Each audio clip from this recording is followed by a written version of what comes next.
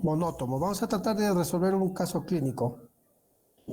Ahora, eh, recuerden que estas reuniones tienen un carácter de evaluación. La evaluación en el nivel superior de formación profesional es procedimental, es decir, no basta con poner una nota teórica y una nota práctica. Todas las reuniones que tengamos, las participaciones que tengan ustedes, tienen que formar parte de esa evaluación final, ¿ya? Por favor, recuérdenle a vuestros compañeros que están abandonando la sala por algún motivo técnico, tal vez tienen que cenar o tienen otro tipo de reunión. Recuérdenles que también van a tener una evaluación.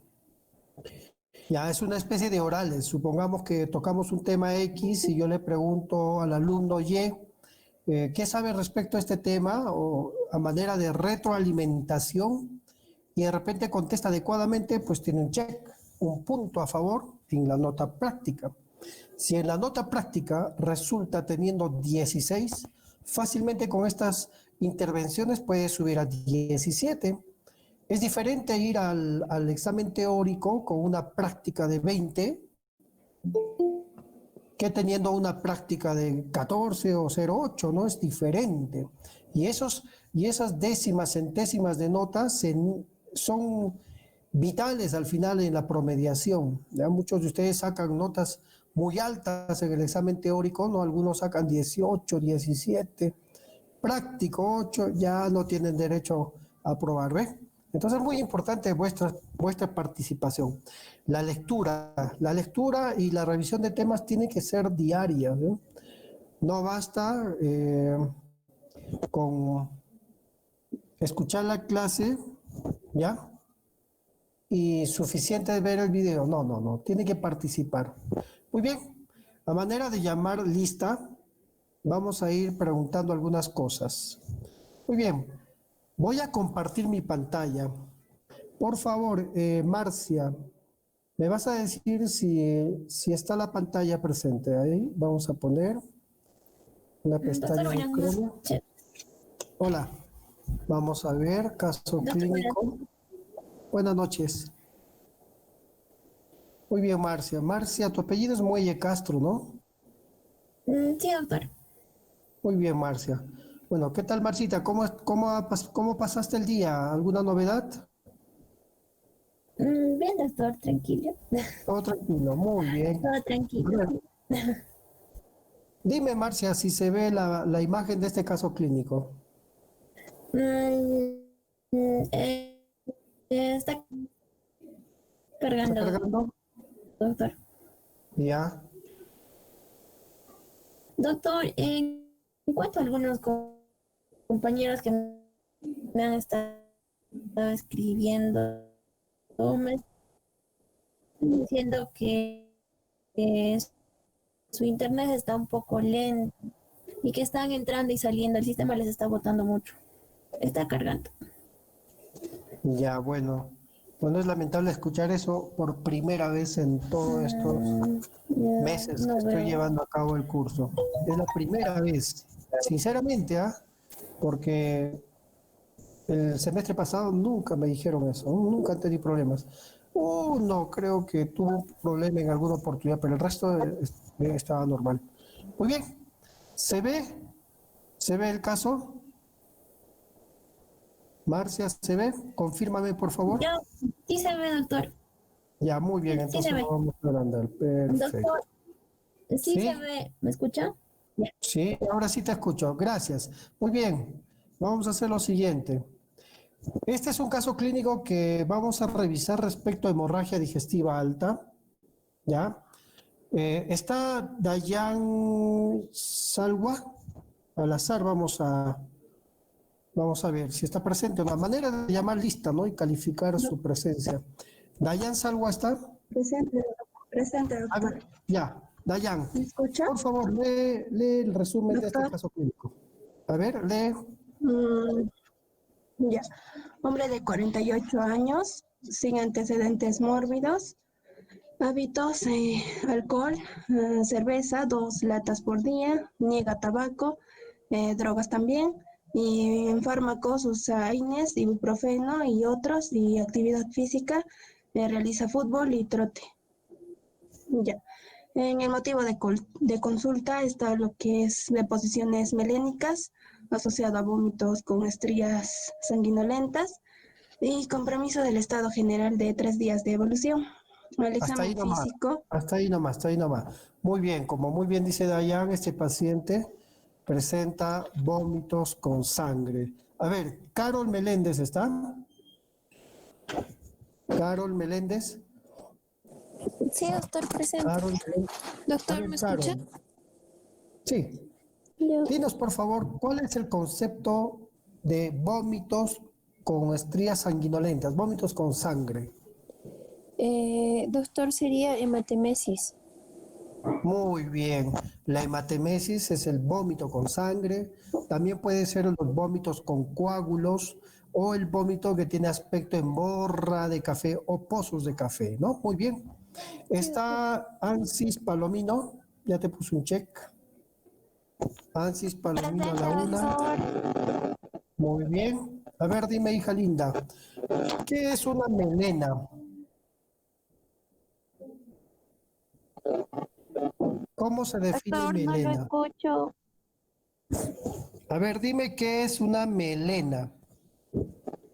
¿Me escucha, doctor? Sí, sí, yo sí te escucho. Ya. Doctor, las melenas son las heces oscuras.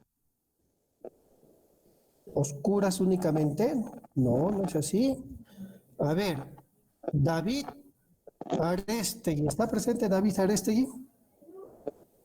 David a la una, David a las dos, David a las tres, ya faltó. Carlos Torres. Presente, doctor. Muy bien, Carlos. ¿Cómo se define melena? Como heces negras malolientes, ¿no? Ocasionadas por por el tránsito de las heces con la sangre, ¿no? A través de todo el tracto gastrointestinal. Ya, muy bien. Sí, está cerca. Melena se define como las deposiciones negras, brillantes, alquitranadas, fétidas, pastosas, con un olor sui generis. ¿Ya? Esas son las características de melena. No son heces café oscuras, verde oscuras, son negras como el betún. ¿Ya? Y se requiere aproximadamente en mililitros una pérdida mínima para formar melena. Vamos a ver, muy bien, Carlos. Sharon, ¿está Sharon, por favor? Presente, doctor. ¿Cuánto de sangre se necesita perder para formar melena? 100 Como mínimo. mililitros, doctor. Cerca, muy bien, un check también para ti. De 60 a 100 mililitros aproximadamente, ¿no? Más de eso, naturalmente se forma melena, es decir, la sangre al contacto con el ácido clorhídrico se oxida, pasa al intestino delgado y al contacto con las bacterias toma el color negro, brillante, alquitranado y fétido. Muy bien, tú mismo, Sharon, lee el examen físico, ¿ven? Al examen físico ingresa con una presión arterial de 125/71, una frecuencia cardíaca de 110 por minuto, una frecuencia respiratoria de 15 y una saturación de oxígeno al 98%. Con una temperatura de 36.3, las mucosas se evidencian pálidas y al tacto rectal se puede ver melena. Muy bien. Tú mismo, ¿cómo está el estado hemodinámico de este paciente?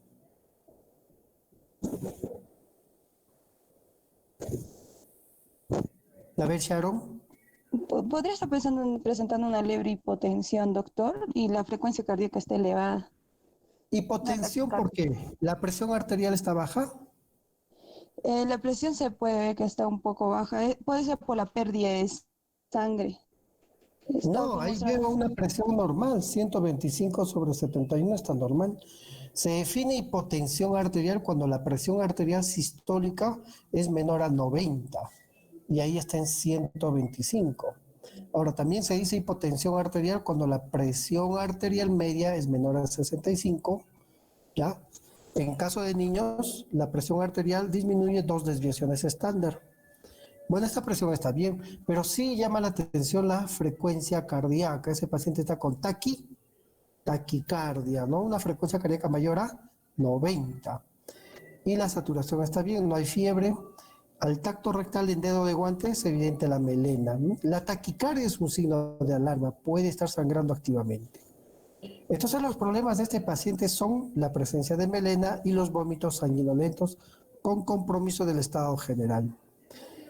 Entonces, inmediatamente llega a la emergencia, ¿no? Se le pide un hemograma, pruebas de perfil hepático, función renal, electrolitos, grupos sanguíneos, factor RH, pruebas de coagulación y una endoscopía alta. Muy bien. Naturalmente se estabiliza al paciente hemodinámicamente, se coloca 2 vías periféricas de gran calibre, ¿no?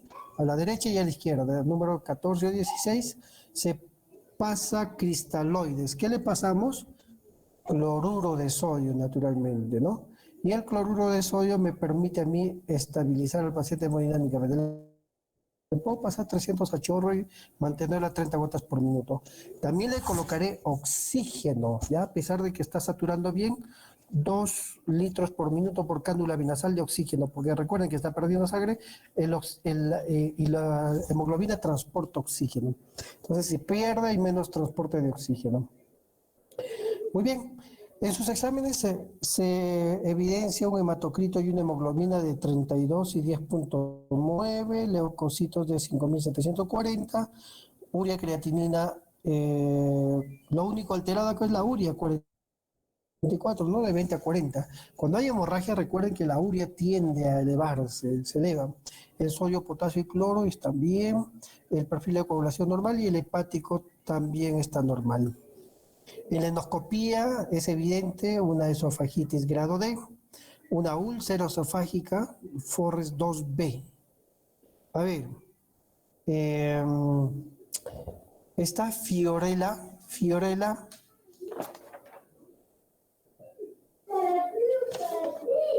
Doctor presente, buenas noches. Buenas noches. A ver, Fiorelita, cuando decimos Forres 2B, ¿a qué hace referencia en esa úlcera? Que hay un coágulo fresco adherido, doctor. Muy bien, un coágulo adherido, perfecto. La clasificación de Forres en las úlceras hablan de Forres 1 cuando es una hemorragia activa, Forres 2 cuando hay estigmas de sangrado y Forres 3 cuando ya no hay sangrado. El 1A, sangrado a chorro por una arteria y el 1B, sangrado en napa por una vena. El 2A, un vaso visible, el 2B, un coágulo adherido y el 2C, una mácula oscura y el 3, un fondo limpio, ¿no? Habíamos recordado que la mnemotecnia es la para Forres 2A, vaso visible. Muy bien, chicos, entonces también hay una lengüeta ahí en la mucosa con sospecha de esófago de Barrett. ¿Qué es el esófago de Barrett? A ver, tal vez sepa el concepto. Alex Tumpe Ayala, ¿está? Alex. Presente, doctor. Muy bien, Alex. ¿Qué crees que es un esófago de Barrett? El esófago de Barrett, doctor, suele ser el resultado de lo que es la exposición repetida a lo que es el ácido estomacal por el reflujo gastroesofágico, doctor. Ya, esa es la causa. ¿Y qué es el esófago de Barrett? Es, ¿cómo se llama?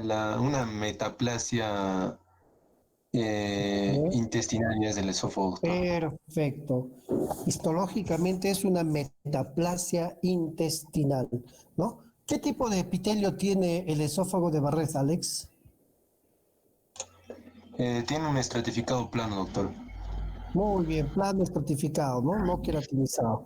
Ese epitelio plano, poliestratificado, se transforma en un epitelio intestinal. A eso se llama esófago de Barrett, una metaplasia de tipo intestinal. Perfecto. Además se encuentra una gastropatía inespecífica, ¿no? Lo que llama la atención es la úlcera. Si hay un coágulo adherido en esa úlcera de esófago, significa que ha habido un sangrado ahí, ¿no? Un estigma de hemorragia digestiva por úlcera. Muy bien. A ver, David Ernesto Arostegui, ¿ya participó David? David a la una, David a las dos, creo que no está, ¿no? A ver, Carol ya participó. A ver, Araceli Carmen, Araceli, Carmen, Araceli a la 1, Araceli a las 2, Araceli a las 3, no está. Recuérdenles por favor a los compañeros que no han venido por alguna razón técnica o de repente tienen alguna emergencia, que tienen falta y recuérdenle que todo está calificado. Al final no vayan a reclamar, doctor, pero ¿por qué en mi práctica yo debo tener 20? Y ahora me ha puesto usted 16, justo me falta un puntito. A ver, vamos a ver, ¿qué más? A ver, Melanie Vázquez, ¿está Melanie? Presente, doctor. Muy bien, Melanie. A ver, eh, ¿cuál es la causa más frecuente de hemorragia digestiva alta?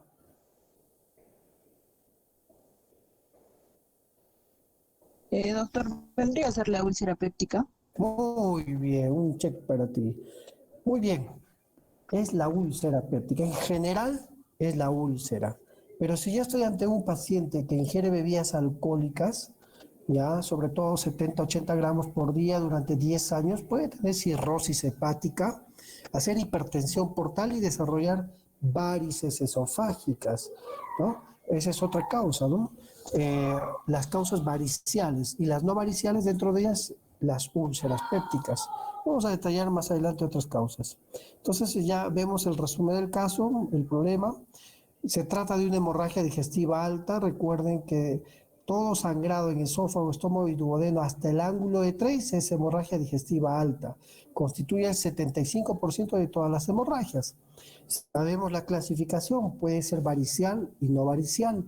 ¿Ya? Las varices pueden ser esofágicas, gástricas, no variciales, hay muchas causas. Por ejemplo, en el esófago, una esofagitis, úlcera esofágica, perforación de esófago, fístulas aortoesofágicas, de la unión gastroesofágica, el síndrome de Mallory-Weiss. ¿Qué es el síndrome de Mallory-Weiss? Es un desgarro de la mucosa de la unión gastroesofágica. Ahí, a ver, vamos a ver. Lucía Núñez Aguirre. Presente, doctor. A ver, Lucía, dinos clínicamente cómo se manifiesta la hemorragia en el síndrome de Mallory-Weiss. Doctor, en un síndrome de Mallory-Weiss podríamos encontrar hematemesis. Los pacientes en general, este síndrome de Mallory-Weiss se produce porque los pacientes han sufrido vómitos repetitivos. Muy bien, a ver, los que tengan el audio prendido, apaguen su audio. Muy bien, en el Mallory-Weiss hay una historia previa de vómitos, ¿no? Vómitos de contenido alimentario. Y posteriormente el esfuerzo hace que se desgarre la unión gastroesofágica y provoque sangrado. Y luego viene el vómito con sangre, hematemesis. Sucede, por ejemplo, después de una fiesta, luego de festejar, qué sé yo, un cumpleaños, al día siguiente uno tiene náuseas, vómitos, empieza a vomir, ¡brum!, vomita sangre y se asusta. Que podría ser un Mallory-Weiss o el esfuerzo al vomitar, ¿no? Hay personas que padecen cualquier estado de salud del sistema nervioso central, periférico o digestivo que provoquen náuseas y incluso renales, que provoquen náuseas y vómitos incoercibles. Vomitan y hacen un esfuerzo, se desgarra la unión gastroesofágica y da una hemorragia digestiva alta por síndrome de Mallory-Weiss. Muy bien, Lucía. Dentro del estómago tenemos la úlcera gástrica, la gastropatía erosiva, las neoplasias como el cáncer, el linfoma, entre otras tumoraciones. A ver, veamos. Está John Eric Covarrubias. John Eric, a la 1. Presente, doctor. Muy bien, John. Dinos, ¿cuál es el cáncer maligno más frecuente del estómago? El,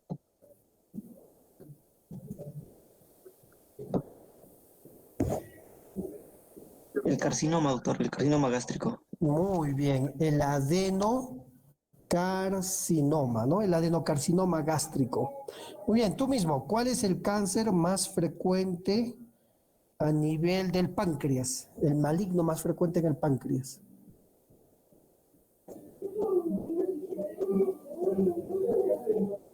El adeno Adenocarcinoma, nunca te olvides, ¿ah? ¿Y cuál es el cáncer maligno más frecuente a nivel del colon? A ver, John. ¿Está John ahí? John. Sí, doctor. Ya, repite. El El adenocarcinoma. adenocarcinoma de colon, ¿ves? Qué fácil. A ver, ¿cuál es el cáncer maligno más frecuente a nivel de las vías biliares? El adenocarcinoma, doctor. Muy bien, estás tirando, tú ya vas a ser oncólogo. Muy bien, chicos.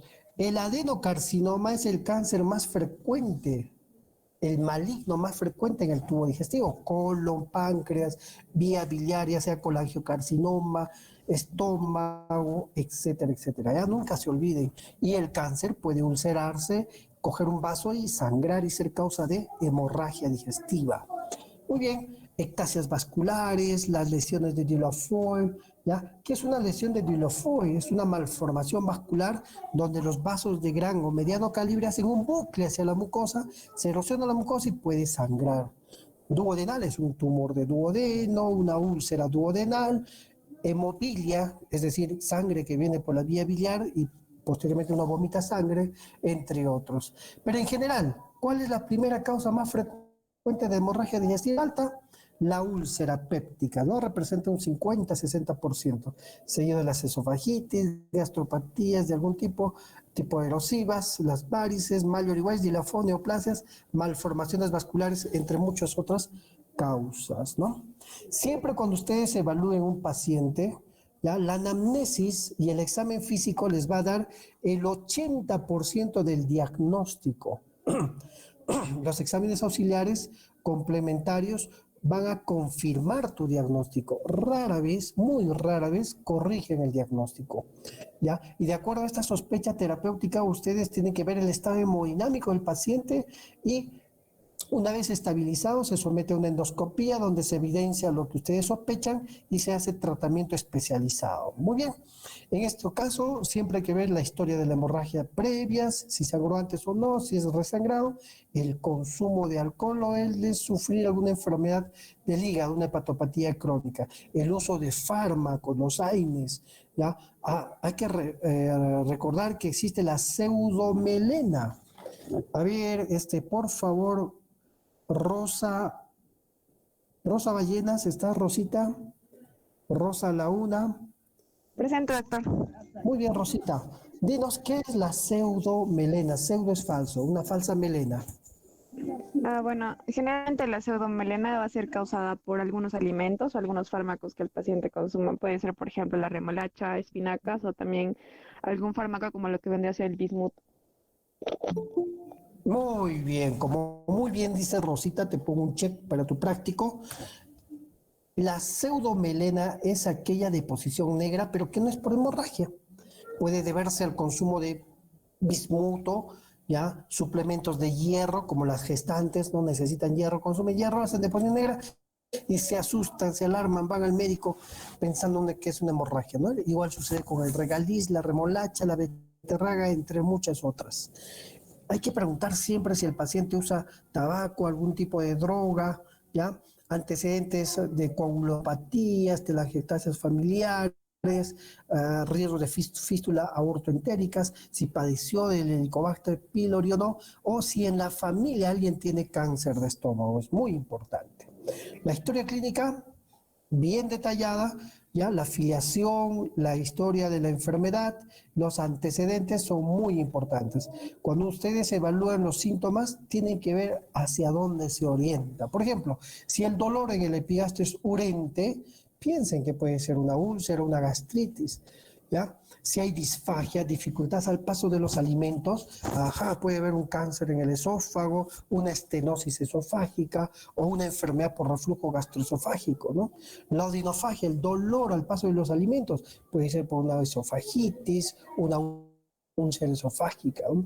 Si hay vómitos, náuseas, si está acompañada de tos, ¿no? Si los vómitos primero fueron alimentarios, luego vómitos con sangre, un Mallory-Weiss, ¿ya? Si esa disfagia va acompañada de baja de peso, puede ser un cáncer, puede haber saciedad precoz, un cáncer gástrico, anemia. La anemia, la palidez de la piel es un signo de alarma. Ustedes siempre deben ver la piel del paciente. Ajá, este paciente está pálido.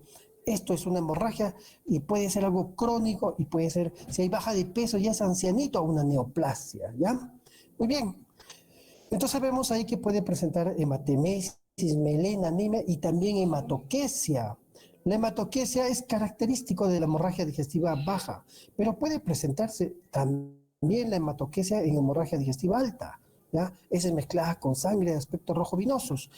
Cuando la hemorragia digestiva alta es masiva, ¿ya? Volúmenes superiores a 1000 mililitros como pérdida de sangre, no da tiempo a que forme la melena y sale en forma de hematoquesia, una hemorragia masiva.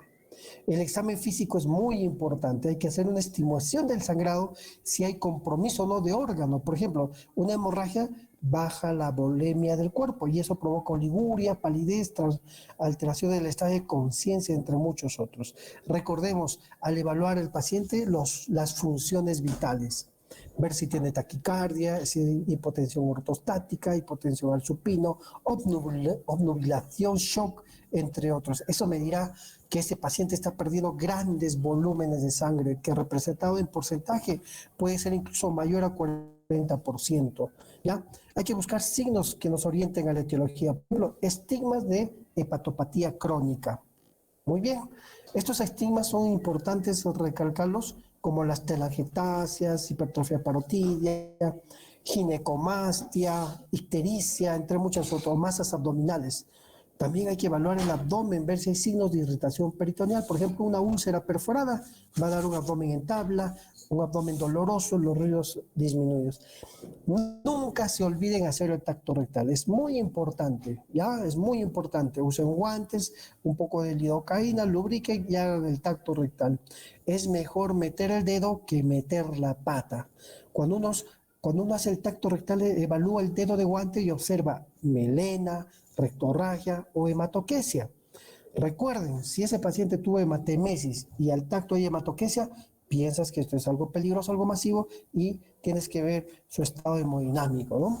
Los exámenes de laboratorio naturalmente van desde un hemograma, grupo factor RH, pruebas hepáticas, pruebas de coagulación y función renal. El calcio, imágenes, una endoscopía naturalmente para poder tratar la causa.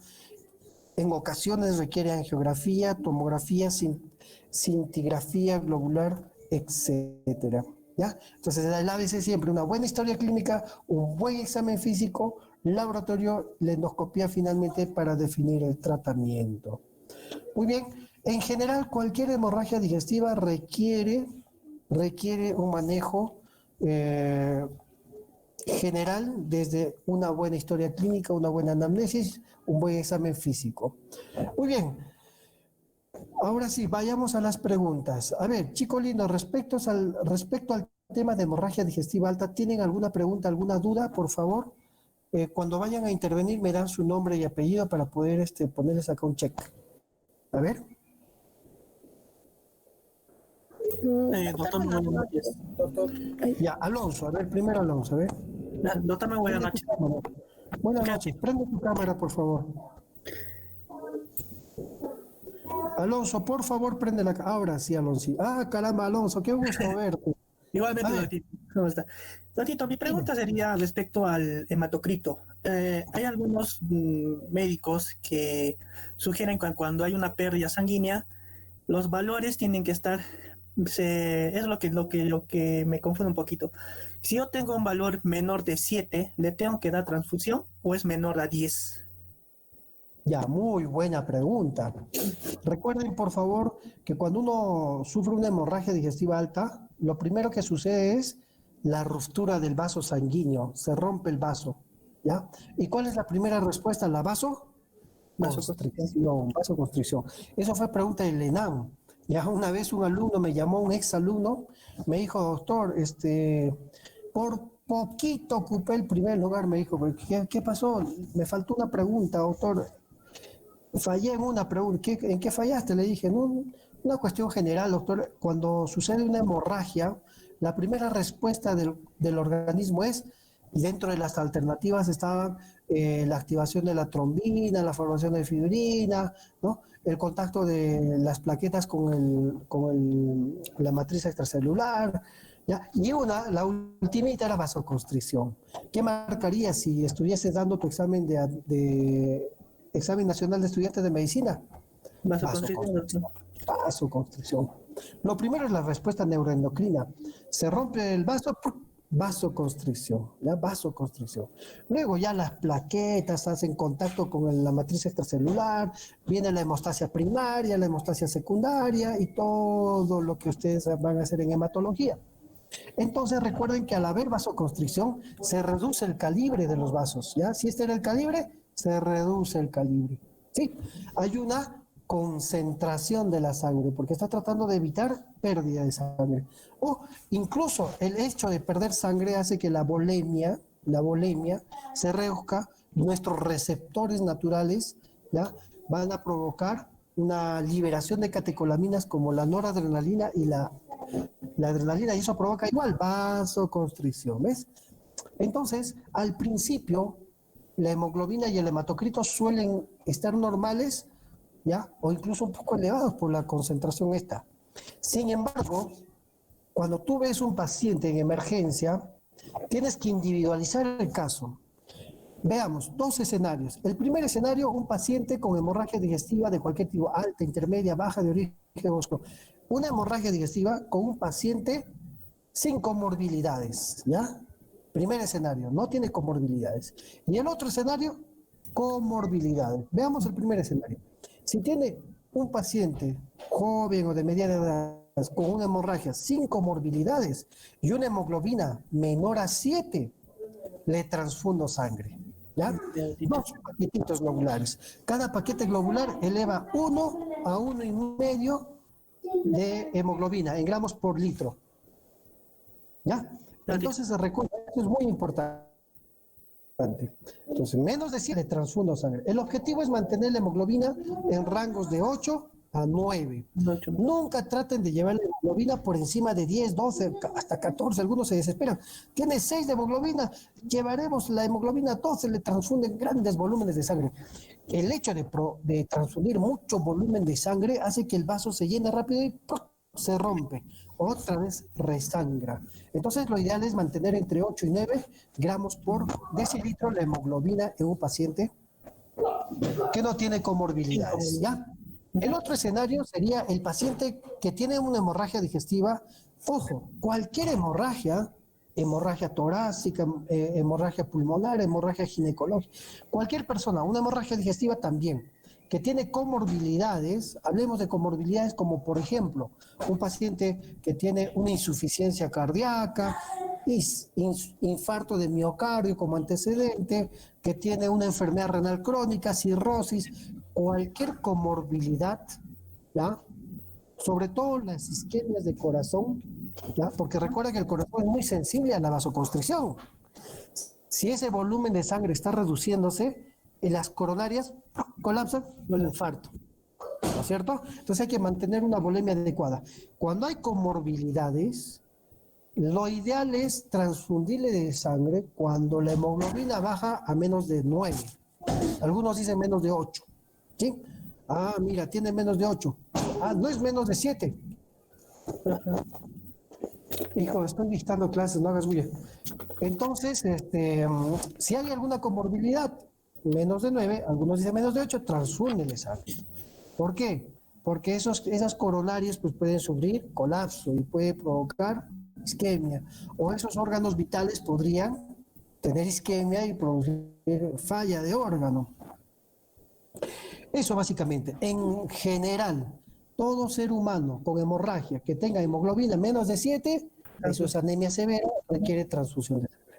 El objetivo en un paciente sin comorbilidades es mantenerlo entre 8 y 9. El objetivo de uno con comorbilidades mantener entre 9 y 10. ¿Ya? Algunos dicen 8 a 9, pero igual, 9 a 10. Ya, Tito. Hemorragia digestiva varicial también. Cuando hay varices, recuerde que las venas se dilatan y se pueden romper. una varice esofágica, se rompe y sangra. Si le damos mucho volumen de sangre, muchos cristaloides o de repente coloides, ¿no? Hemacel, qué sé yo, tratando de resucitar ese paciente, el intravascular se llena de sangre, se llena de volumen, ¡pruc!, se rompe. También hay que tener mucho cuidado en la hemorragia digestiva varicial, ¿ya? El objetivo siempre, menos de 7, transfusión de sangre. Ahora, el objetivo en hemorragia digestiva alta varicial, mantenerlo entre 8 y 9. Más de 9 puede esa vena romperse. Muy bien. ¿Tu nombre cuál es? Discúlpame. Alonso Terán.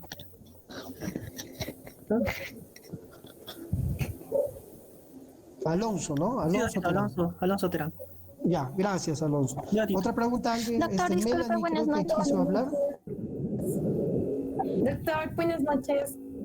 Tengo una consulta, bueno, una pregunta. en ¿Alguien más realidad. tiene alguna pregunta, por favor? Doctor, Yo también, doctor. Farfán Samanes. Diana Cala, doctor. Zugalete Medina, doctor. Farfán Samanes, doctor. Doctor, también Curro Barbosa.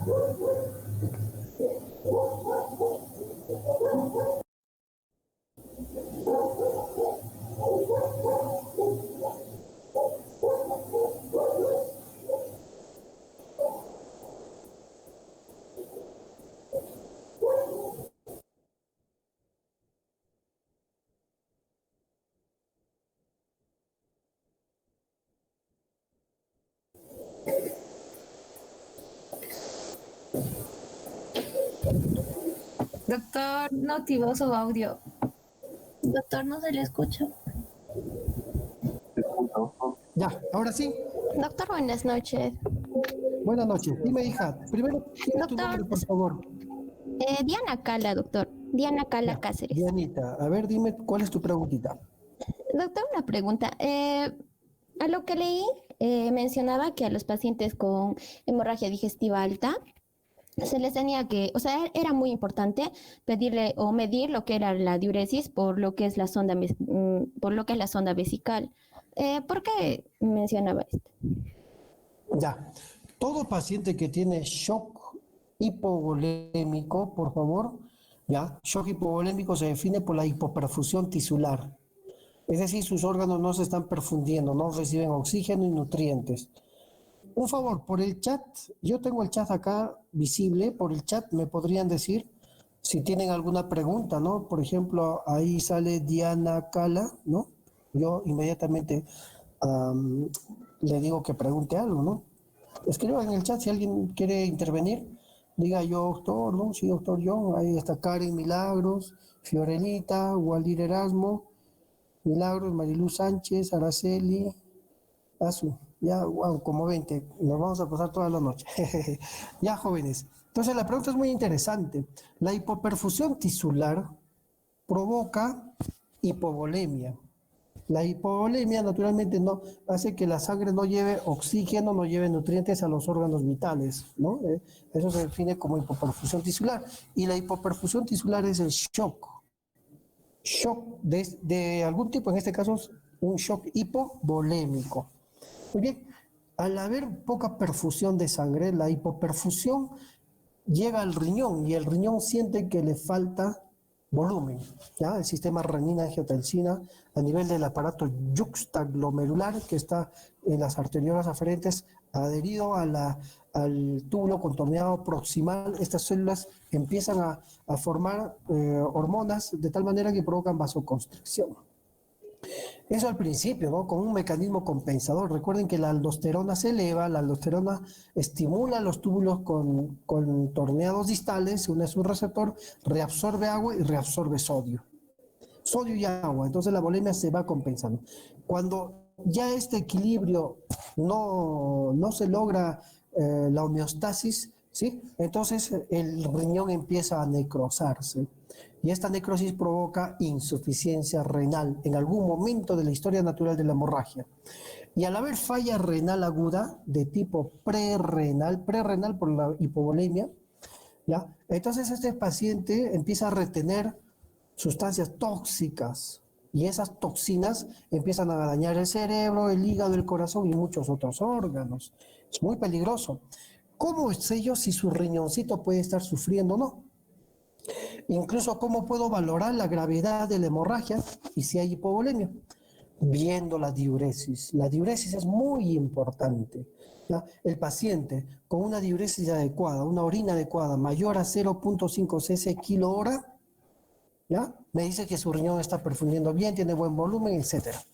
Pero si baja esta diuresis, significa que hay hipovolemia, hipoperfusión y hay falla renal aguda prerrenal. Y para poder cuantificar el volumen de orina en horas, le coloco una sonda vesical a todo paciente con shock hipovolémico. La sonda vesical conectada a una bolsa colectora y cuantifico cuánto de orinita tiene. ¿Ya?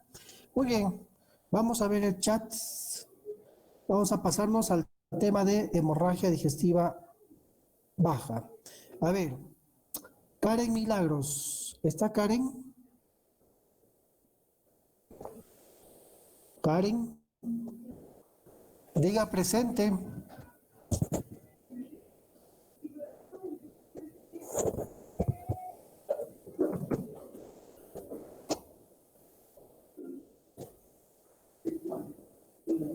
Karen, ¿está presente? No se escucha.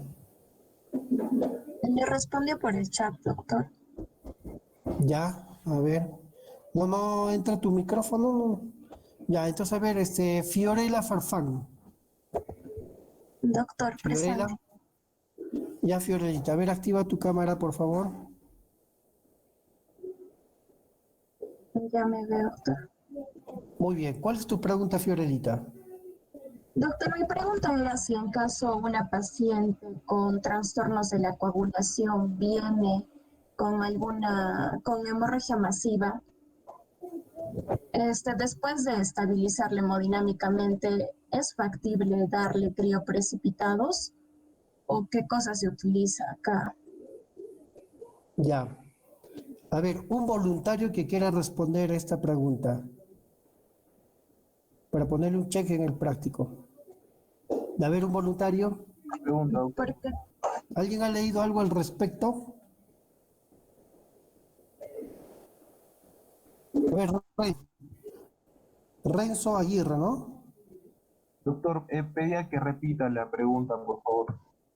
A ver, repite, por favor. En caso de que un Fiorella. paciente, en caso de que un paciente venga con hemorragia masiva, que tenga trastornos de la coagulación, después de estabilizarlo hemodinámicamente, se da acá el tratamiento es crioprecipitados o es el único tratamiento que hay o se utiliza otra cosa acá. Bueno, depende de qué trastorno de coagulación. Por ejemplo, si tú revisas los factores de coagulación, hay un sinfín de factores de coagulación. Hay una vía intrínseca, una vía extrínseca, y dentro de ellos inclusive hay enzimas que participan en la coagulación, ¿sí? Entonces hay que individualizar cada caso, ¿no?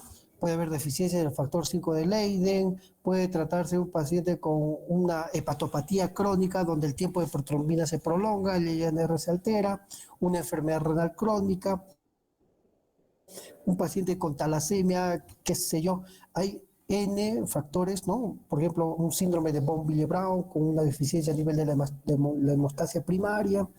Se debe de individualizar en cada caso. En general, el cliché es trastorno de coagulación, ¿no? Pero tienes que individualizar cada caso, ¿no? Por ejemplo, ¿qué vemos en la práctica diaria? ¿Qué es práctico para ustedes como médicos? El trastorno más frecuente se ve a nivel del tiempo de protrombina, por ejemplo, ¿no? Es común. casi el 90% tienen alterado el tiempo de protrombina como alteración de trastorno de coagulación en diferentes patologías, ¿no? En su mayoría los alcohólicos crónicos, por ejemplo, tienen cirrosis hepática y por ende alteraciones en la formación de factores de coagulación de la vitamina K dependientes, ¿no? Y dentro del tiempo de protrombina me orienta más o menos a definir cuál es el trastorno. En ese caso le podemos dar vitamina K. Vitamina Ajá, sí, K doctor, podría justo darle. eso iba. Sí, disculpe, si es que en ese caso le damos, creo que se da 10 miligramos de vitamina K, ¿verdad? Muy bien, cada 24, 3 días seguidos, puede ser. Si en caso le damos ya vitamina K, ¿se podría utilizar crioprecipitados también? ¿O suficiente con la vitamina K? ¿O dependería también? Depende mucho de cómo va el tiempo de protrombina en la historia natural de la enfermedad. Incluso hasta plasma fresco congelado en algunos casos se puede utilizar. Pero como te vuelvo a repetir, no solo es esa vía. Hay muchos trastornos de coagulación. Entonces hay que individualizar cada caso, ¿no? Nos tardaríamos 1 hora solo conversando sobre la hemostasia primaria, la secundaria. Por ejemplo, yo les haría una pregunta a todos ustedes y en el chat me dice yo, doctor, al que quiera responder, ¿por qué utilizamos inhibidores de bomba de protones en la hemorragia por úlcera péptica? A ver, estoy viendo el chat. Ya, doctor. Ya, Araceli, Carmen Paula, voy a anotar acá para ponerte un check en tu nota práctica. Adelante. Ya, doctor. Bueno, el inhibidor de la bomba de protones va a mantener lo que es el pH en 6, lo cual va a hacer que el coágulo sea más estable. Ya, muy bien, Araceli, te voy a poner un check. Los inhibidores de la bomba de protones, como por ejemplo omeprazol, pantoprazol, lansoprazol, dexlansoprazol, etcétera, esos medicamentos inhiben la bomba de protones, ¿sí? Y la bomba de protones en el estómago se encarga de generar ácido clorhídrico, el ácido que quema, el ácido que provoca la digestión de los alimentos, ¿no? El ácido clorhídrico. Muy bien. Entonces, los inhibidores de bomba de protones tienen en su estructura química, ¿sí?, el dimetilbenzilpirimidinimidazol, que se une y protoniza, ¿ya?, el aminoácido cisteína, que es abundante en la sulfonías alfa dentro de esa bomba de protones, la inhibe. Al inhibirlo ya no se abre la bomba de protones, ¿ya? Al estar bloqueado, inhibido, ya no se forma el ácido clorhídrico. Cuando el pH del estómago se alcaliniza, es lo que quiso decir vuestra compañera, el pH del estómago es menor a 4. Cuando se alcaliniza llega a 6 o incluso 7 al alcalinizarse. El pH alcalino hace que la hemostasia primaria pase a hemostasia secundaria. ¿Qué significa? Que la fibrina empieza a conglomerarse ahí atrapando plaquetas y se forma un coágulo. A eso se llama estabilizar el coágulo. Entonces deja de sangrar el paciente, ¿no? Por eso es importante utilizar omeprazol cuando hay una hemorragia digestiva alta, por úlcera péptica, ¿no? Cualquier úlcera esofágica, gástrica, duodenal. Entonces, muy bien, Araceli. Otra pregunta para todos ustedes. ¿Cómo le indico el omeprazol? A ver, estoy viendo el chat.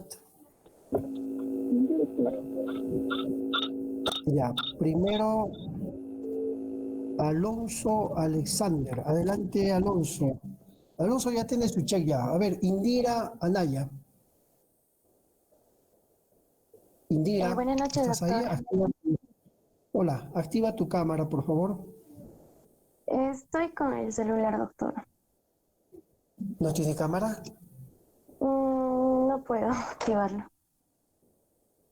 Ya, no te preocupes. A ver, Julio Barrientos. Julio Manuel. Doctor, ¿me escucha? Mi cámara tampoco se puede activar, pero le puedo decirle cómo es. Es que el problema es que, mira, es diferente cuando yo converso contigo, veo tus manos, tu rostro, y es diferente cuando no se activa mi cámara y estás usando las tecnologías de comunicación de otra manera, ¿no es cierto? Estoy en la A computadora. ver, ¿quién más está? Indira, Julio Manuel, Yulisa, Subelete. Doctor. Yulisa, ¿estás ahí?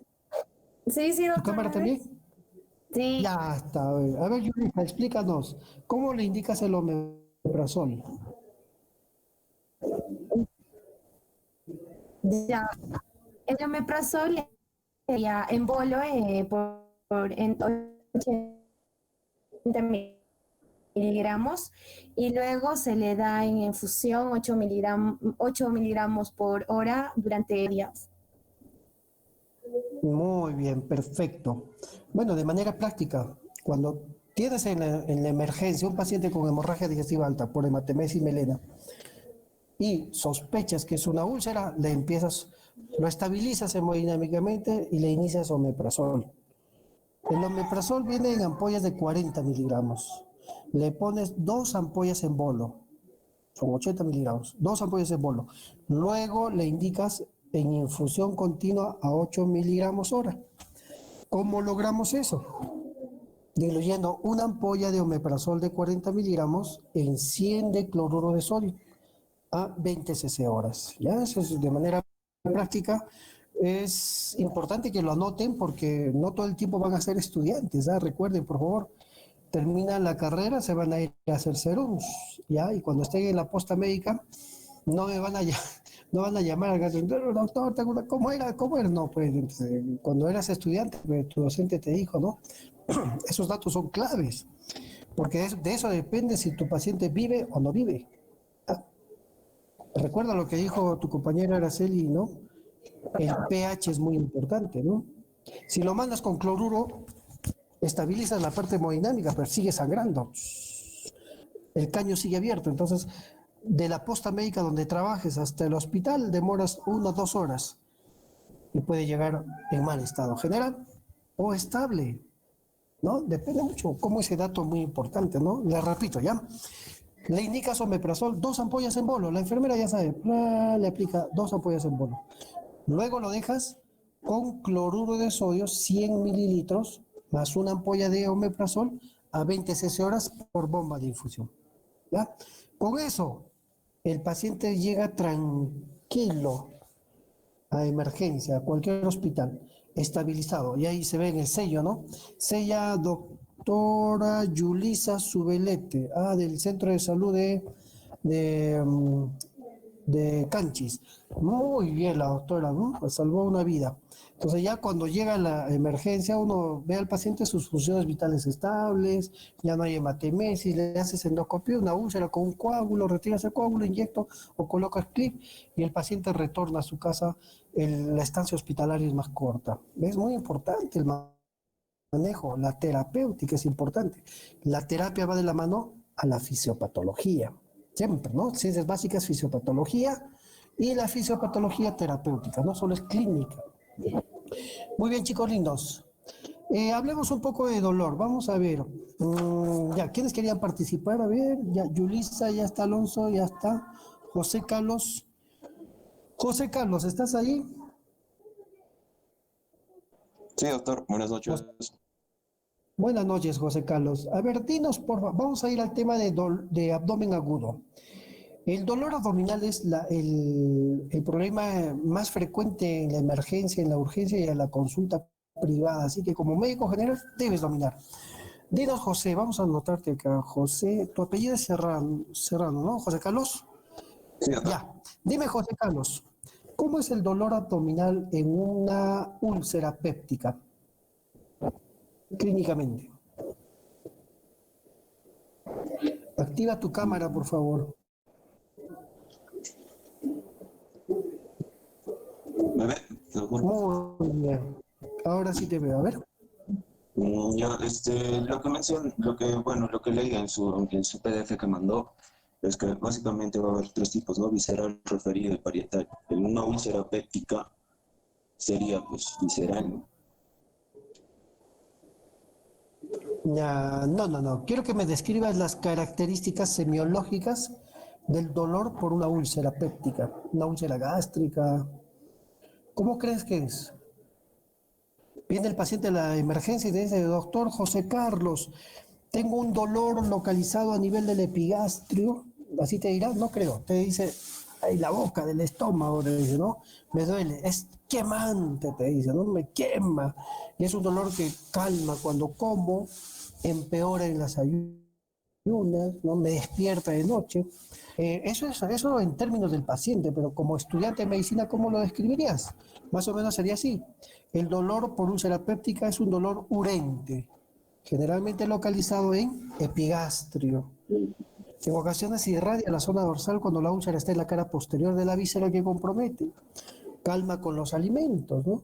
Recuerda que es una llaga que rebasa la muscular y mucosa. Cuando llega la comida, cubre la llaga y no permite el contacto con el ácido clorhídrico. Entonces, mejora con los alimentos, ¿sí? Empeora con el ayuno. ¿Lo despierta de noche al paciente? Sí, ¿por qué? Porque en la noche se forma más ácido clorhídrico. Recuerda el ciclo circadiano de la formación del ácido clorhídrico. Entre las 8 y la 1 de la mañana, más ácido clorhídrico, ¿no? Muy bien. A ver, está Alonso y hasta Claudia Castillo. Claudia. Otra cosa de las úlceras es la periodicidad, ¿no? Es periódico, entre las comillas, 10 de la mañana, 3 de la tarde. A ver, ¿está presente Claudia Castillo a la 1, Claudia Doctor, Castillo a las 2? Doctor, presente.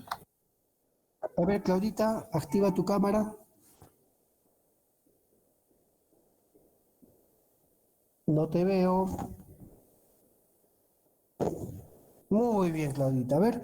A ver, ¿cómo es el dolor abdominal en el cólico nefrítico? Cuando hay un cálculo en las vías urinarias. ¿Cómo crees que es? A ver, Claudita, ¿recuerdas semiología?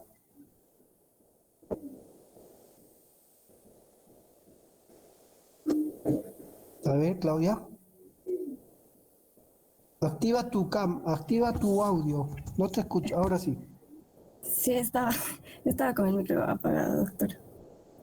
No Ya, te preocupes, a ver. Cólico nefrítico, a ver. Bueno, este va a ser un dolor de tipo agudo. De inicio, mejor dicho, agudo.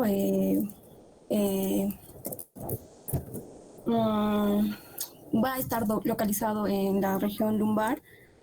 Se puede decir que es como de tipo también espasmo o que va a tener como que altos picos de dolor, ¿no? Y que puede estar además acompañado con otras